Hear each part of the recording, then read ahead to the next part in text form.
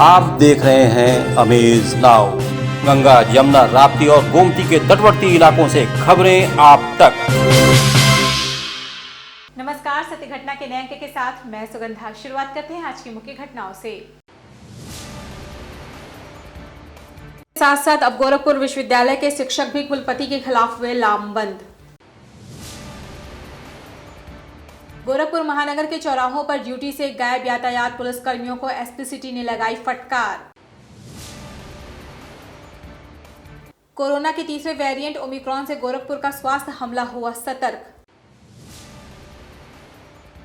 भाजपा की जनविश्वास यात्रा के दूसरे दिन बलिया पहुंचे भाजपा के पूर्व प्रदेश अध्यक्ष और सांसद रमापति त्रिपाठी।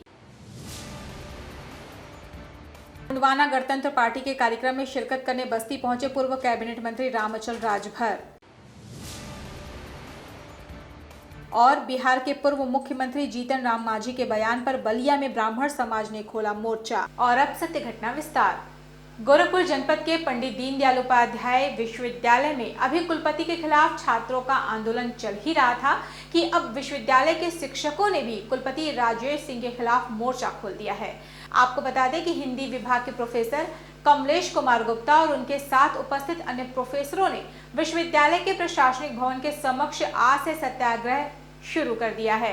इस संबंध में सत्याग्रह कर रहे शिक्षकों का कहना है कि विश्वविद्यालय में व्याप्त भ्रष्टाचार के खिलाफ वो सत्याग्रह को मजबूर हुए हैं, क्योंकि जिस विश्वविद्यालय का कुलपति ही विवादित होगा तो वहाँ के शिक्षक और स्टूडेंट कैसे होंगे। यहाँ का मैं विद्यार्थी रहा हूँ, अध्यापक हूँ। मैं इस विश्वविद्यालय को नष्ट होते हुए नहीं देख सकता और अपने विद्यार्थियों की जिंदगी के साथ खिलवाड़ होते हुए नहीं देख सकता। इसीलिए मैं बाध्य हूँ और कोई रास्ता लोकतंत्र में नहीं है, इसलिए सत्याग्रह के लिए मैं बाध्य हूँ। सत्याग्रह कब तक चलेगा मुझको इसकी चिंता नहीं है। धरना नहीं है, हड़ताल नहीं है, यह सत्याग्रह है।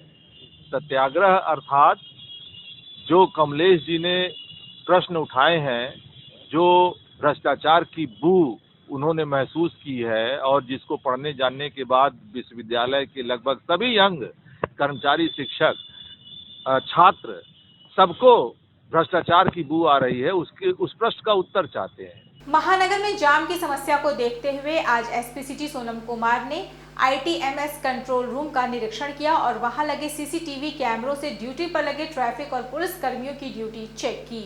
इस दौरान उन्होंने ड्यूटी पर तैनात न दिखने वाले पुलिस कर्मियों की गैर हाजिरी लगाने के साथ ही उन्हें फटकार भी लगाई। इस संबंध में एसपी सिटी सोनम कुमार ने बताया कि गोरखपुर में यातायात व्यवस्था को सुधारने के लिए हर संभव प्रयास किए जा रहे हैं।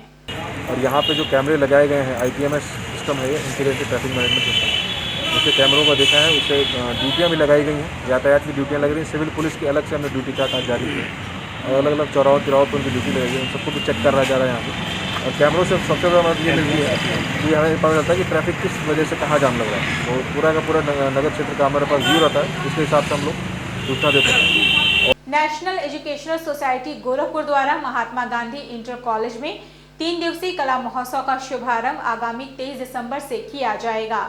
ये जानकारी सोसाइटी के सचिव मंकेश्वर नाथ पांडे ने देते हुए कहा कि 3 दिनों तक चलने वाले इस महोत्सव के दौरान पेंटिंग, निबंध, वाद विवाद, स्वरचित काव्य पाठ समेत अन्य कार्यक्रमों का आयोजन किया जाएगा। महात्मा गांधी इंटर कॉलेज के परिसर में यह 3 दिवसीय कला उत्सव का आयोजन कर रहे हैं। इस बार का यह कला उत्सव सोसाइटी ने समर्पित किया है आज़ादी के 75 वर्ष यानी अमृत महोत्सव के नाम।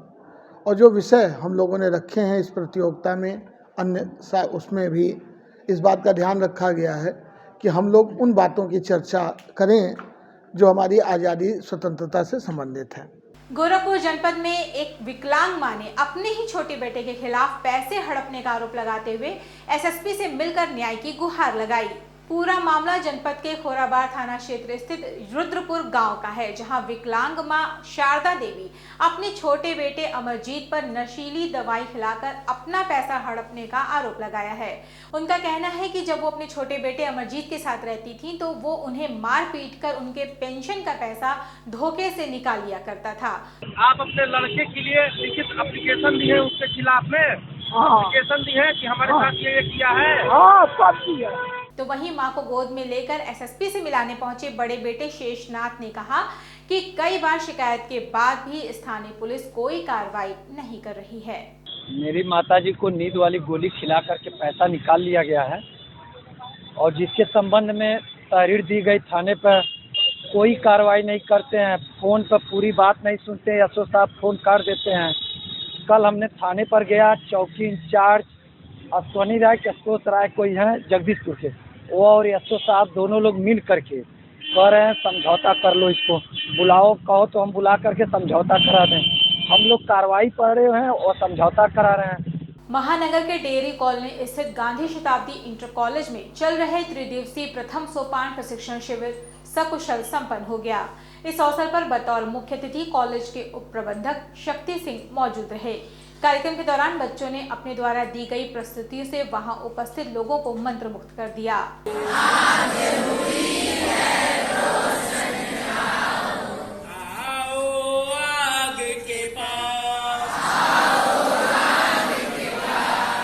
समय हो चला छोटे से ब्रेक का, शेष खबरें ब्रेक के बाद। वेलकम टू जया शक्ति इंफ्राकॉन LLP। 5 अलग अलग साइट्स चल रहे हैं गोरखपुर और बस्ती जनपद में। हर प्रोजेक्ट पर पाएं कम दाम में प्लॉट या बनवाएं अपने सपनों का आशियाना।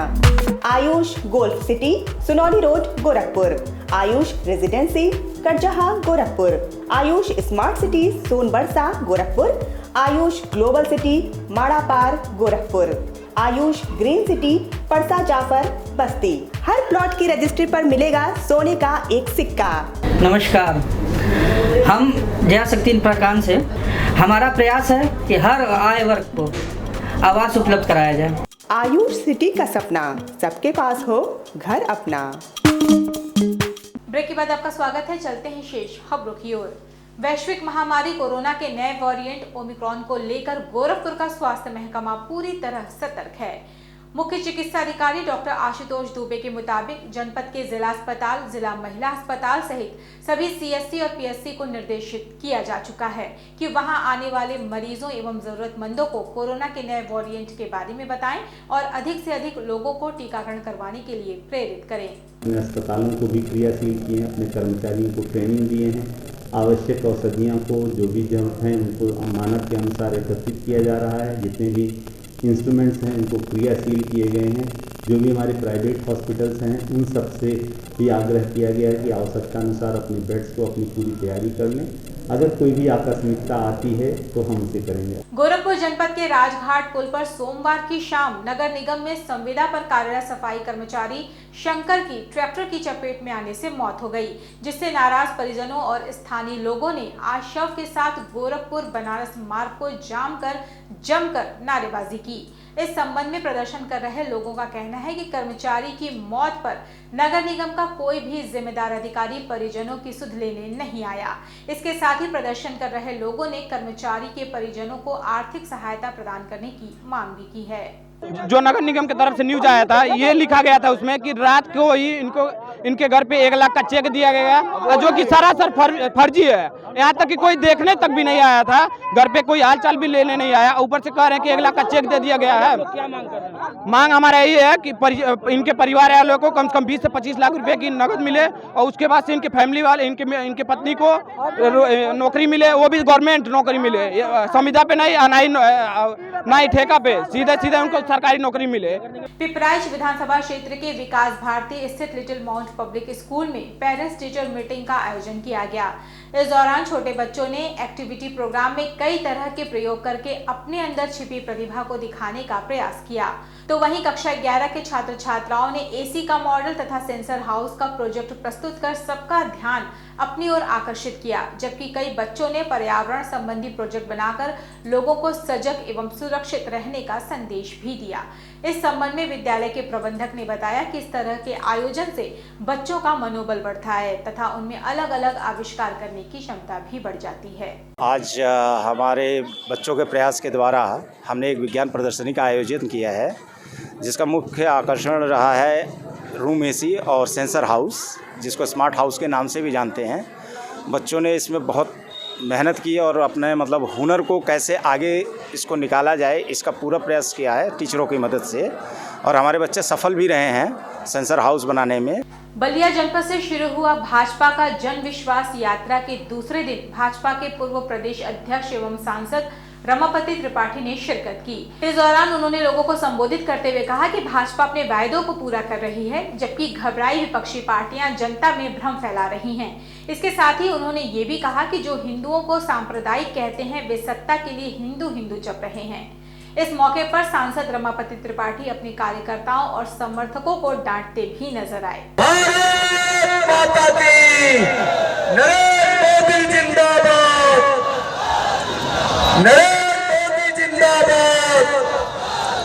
योगी आदित्यनाथ जिंदाबाद, योगी आदित्यनाथ जिंदाबाद, सोहा जिंदाबाद, सिकंदरपुर की जनता जिंदाबाद।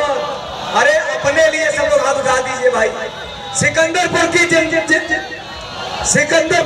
पूर्व कैबिनेट मंत्री रामअचल राजभर गोड़वाना गणतंत्र पार्टी के कार्यक्रम में शिरकत करने आज बस्ती पहुंचे। इस दौरान उन्होंने बीजेपी सरकार पर जमकर हमला बोलते हुए कहा कि आगामी विधानसभा चुनाव में बीजेपी का सूपड़ा साफ हो जाएगा और अखिलेश यादव दोबारा मुख्यमंत्री बनेंगे। इसके साथ ही उन्होंने आगे कहा कि बड़े पैमाने पर अखिलेश यादव को जन समर्थन मिल रहा है, जिससे बीजेपी घबराई हुई है, वो अपनी शक्ति का प्रयोग कर रही है। हमारे गोंडवाना गणतंत्र पार्टी के प्रदेश के अध्यक्ष हैं, हम लोगों के नेता आज कार्यक्रम के मुख्य अतिथि हैं।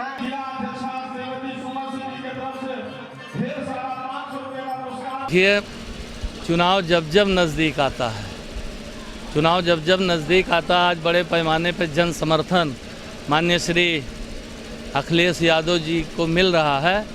तो आज केंद्र की सरकार, प्रदेश की सरकार बौखला गई है और वो अपने शक्ति का प्रयोग कर रही है कि जो करीबी हैं उनके यहाँ छापा डलवा रही है, उनको परेशान कर रही है। तो ये तो करीब इनके जब जहाँ भी चुनाव होता, चाहे आप बंगाल देख लीजिए, आप बिहार देख लीजिए, और यूपी में चुनाव होने जा रहा था, यहाँ भी कर रहे हैं। बलिया के पूर्व मुख्यमंत्री जीनत राम मांझी के बयान पर बलिया में ब्राह्मणों ने मोर्चा खोल दिया है। इस दौरान अपना विरोध जताते हुए ब्राह्मण समाज ने कहा है कि जिस तरह से जीनत राम मांझी ने ब्राह्मणों के खिलाफ टिप्पणी की है, उनका समाज निंदा करता है और जीनत राम मांझी के खिलाफ ब्राह्मण समाज मुकदमा भी कराएगा। इस मौके पर भारतेंदु चौबे ने कहा कि अगर जीनत राम मांझी में दम है तो बलिया में आकर दिखाएं। देखिए, वो जीतन राम मांझी एक संवैधानिक पद पर रहे हैं बिहार में, और उनके स्तर के व्यक्ति द्वारा ब्राह्मण समाज पर टिप्पणी की गई जो शोभा नहीं दे रही है। और मैं तो कहूँगा कि उनके विरुद्ध FIR दर्ज करके गिरफ्तारी करनी चाहिए। सत्य घटना में ये थी अब तक की खबरें। तेज सटीक और ताज़ी घटनाओं को जानने के लिए जुड़े रहें अमेज नाउ के फेसबुक पेज, यूट्यूब चैनल और वेब पोर्टल से। इस समय बस इतना ही। अगले अंक में आपसे फिर से होगी मुलाकात। तब तक के लिए हमें इजाजत दीजिए। नमस्कार।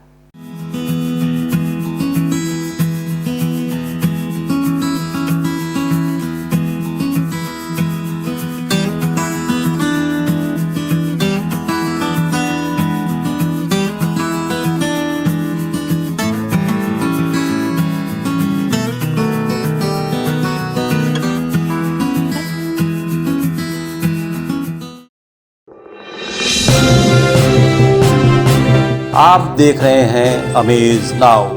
गंगा, यमुना, राप्ती और गोमती के तटवर्ती इलाकों से खबरें आप तक।